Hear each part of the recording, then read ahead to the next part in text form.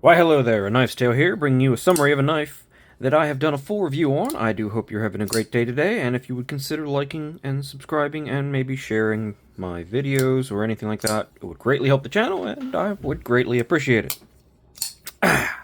So, what are we looking at here today? We're looking at the Petrified Fish Viper. There are budget variants of this. This one is not quite budget variants, but it is, of course, in the twill Alutex carbon fiber handles. And I'm going to be giving away one of these because I just hit 200 subscribers, and that video should be coming out. Actually, that video should probably already be out. I might actually put that video up before this one goes up. So, if you want to try and win one of these, either one, you can enter in that video with all the details pertaining to what you need to do, of course being in that video. But, just a quick look at what these things are. What are they? They are access crossbar style locks. I always call it access, but it's a crossbar style lock. Knives with a sort of forward canting, what is it called? A shilling cutter kind of blade shape. It's a drop point, big belly, but surprisingly good access to the tip. Like I said, cants forward. These particular ones are in. I do like that they make it tiny, but they do make it really tiny. K110. It's the only downside for this particular model is the K110. Now, people like to look at that as a downside, but K110 being fancy D2 is not as much of a downside as people might think. D2 and K110 and Petrified Fish doing a reasonably decent job with it as far as I know, has good edge retention. It's probably beating out most other budget steels for edge retention. In fact, it almost certainly is. It is not corrosion resistant, which means you have to take care of the blade. Wipe it off, use maybe some like protectant, frog lube, some sort of oil or something like that every so often to keep the blade from rusting. Though, I mean, depending on what it is, this is a gray PVD, so that alone can help prevent some rust. And this is a pretty heavy stone wash with a nice bit of reflectivity. Also something that can really help against some level of corrosion. Just stay away from the bee blasts on D2s and stuff, because those tend to be porous and not as good for that. But I digress. You're getting pretty darn good toughness and good edge retention. It is a tool steel. So you could say it's a downside getting this steel, or not. I personally would like to see an option, because I know Petrified Fish does good 154 cm. They also use occasional 14C28N, if I remember correctly. I know for a fact they use 154 cm because I have several other knives in 154 cm from them that are budget knives. So they could definitely swap this steel out for 154 cm, and this model would probably be even more popular, and I think it's reasonably popular, but I don't know if a lot of people know about it. So hopefully spread the word about it, because it's a really, really good model. Like, this is a fantastic knife. It really is. I didn't say this in the full review because I didn't really notice, but I'm pretty sure there is a slight hollow here. It is very thin behind the edge. These things cut amazingly. They came both with extremely sharp edges. And, like, really, really good edges. Beating out most companies' edges these things are. I'm turning into Yoda, apparently. But they have great edges on them. They're super thin. They cut...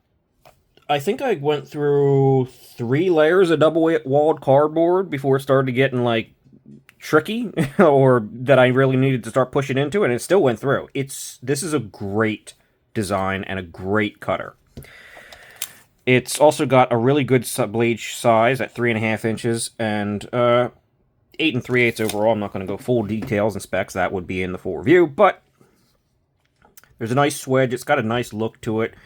Nice sort of fang shaped, honestly, fang shaped, hence possibly partly the name and the overall shape for the Viper.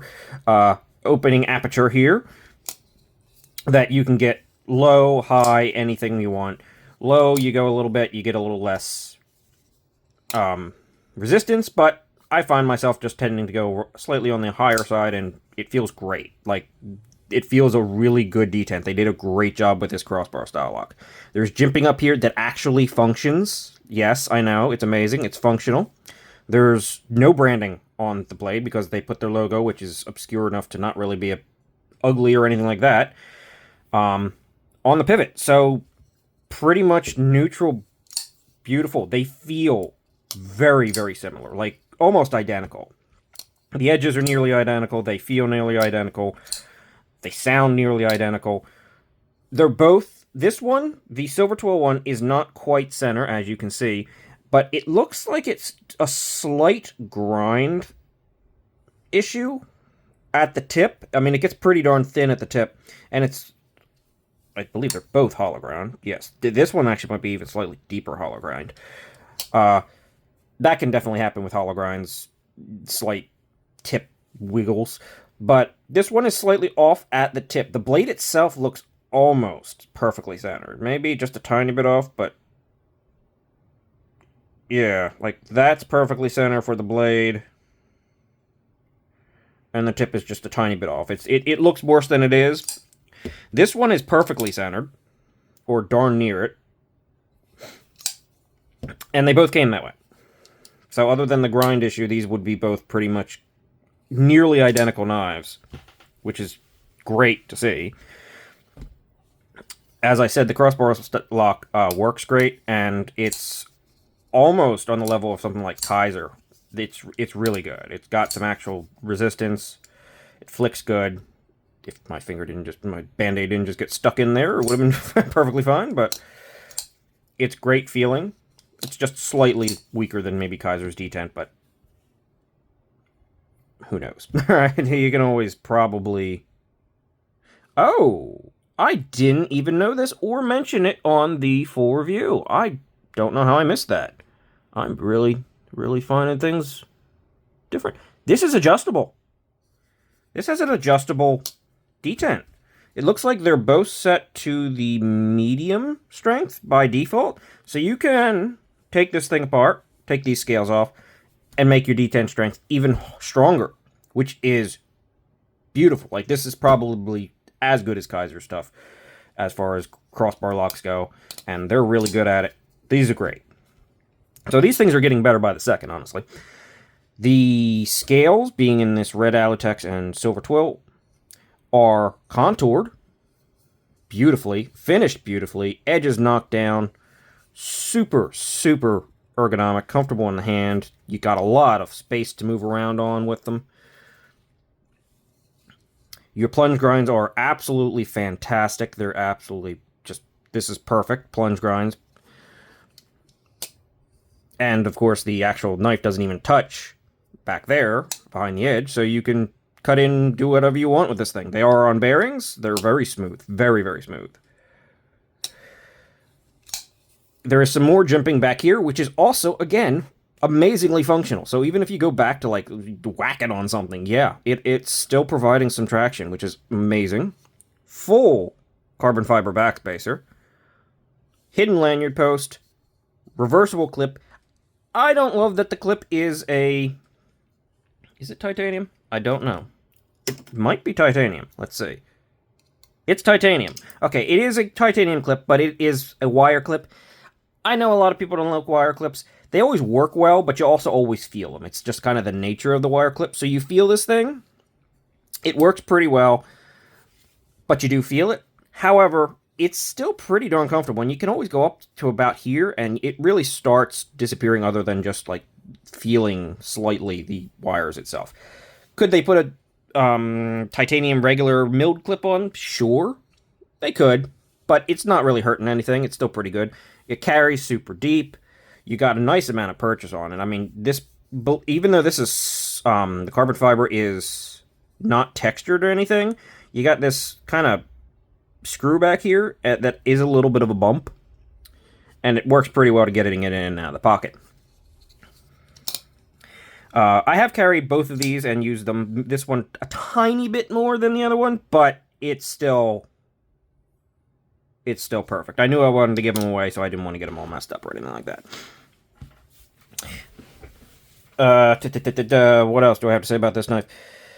Yes, the basic variant of this, the budget variant, that does come in under $75 and being a budget and qualifies as a budget knife. That one is in G10. That is the original variant. There's like, I believe, 2 colors of G10. These come in $90-ish. So they're not technically budget knives, but this is wonderful. I mean, this is what a knife looks like when it substantiates its value above budget territory, and like just above budget territory. It's giving you some good materials, great execution. Yeah, these are wonderful, and hopefully, if you're seeing this or you've seen any of my, I'll be doing some shorts and different things like that, you'll get a chance to enter into that video that should be up. So I'm going to end things here and say that the Petrified Fish Viper is a win and a definite knife that should be checked out. They're really, really good, and you can get them off of Amazon. In fact, I will go to the extra lengths of linking these knives. They're that good. They're worth it. On Amazon, I'll link like the G10 variant and this carbon fiber variant. They're worth checking out, and it's worth entering to get a chance to win one. In my opinion, I'd be happy with one of these things. In fact, I'm happy enough that I'm giving one away, and I'm 100% keeping the other one because I really like them. They perform that well. So that'll end things here. I think that gives you a pretty good overlook at them. Thanks for watching. Have a great day, and I'll see you guys later.